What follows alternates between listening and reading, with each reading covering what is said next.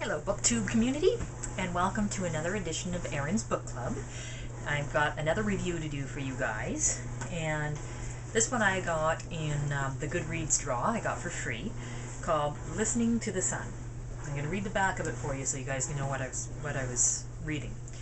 Christina Giannelli reappears in her hometown of Montgomery, Vermont, after a 3-year absence with no memory of what she left or who she was.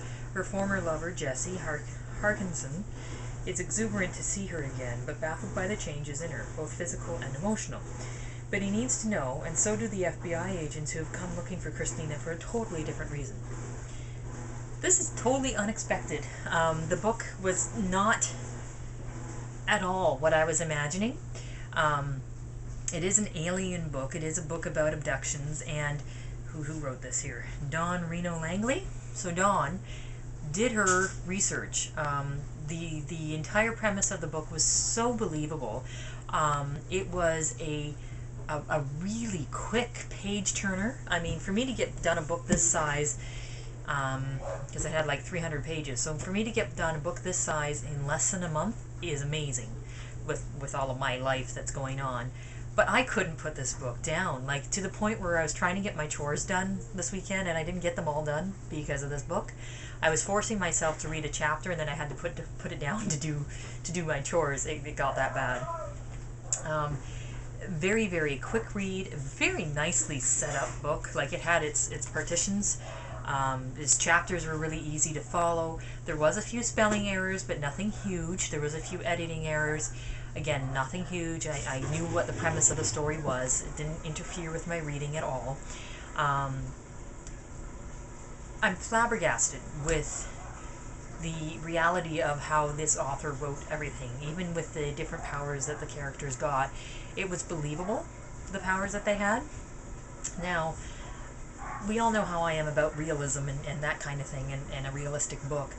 And normally myself would look at this book and say, yeah, this is really nice, but I don't agree with the ending, because I think the ending should have been the heartbreak ending, the star-crossed ending, not the happy-go-lucky ending that we got.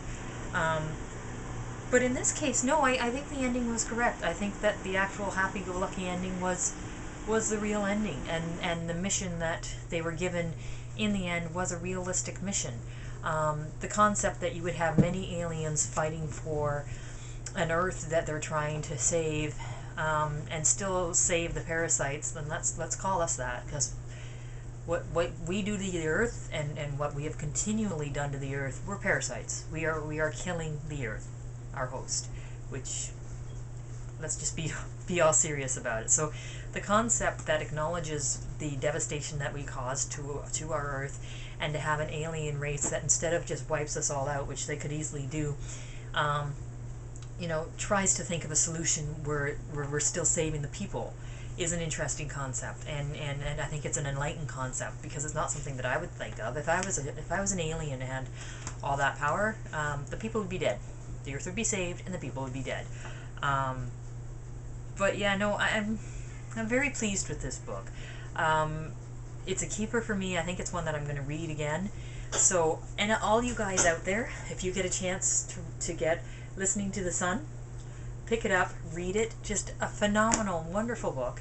I really have nothing bad to say about it. This is very interesting, because you guys are going to think that I do nothing but say good things about books. There are books that I don't like. There are books that are not my cup of tea. I haven't read one yet in a long time, except for the Cry for Help, but I don't think that's the author's fault. Really enjoyed this book. Definitely one that you guys should read. Let me know what you think if you've read this book. Thanks very much, guys.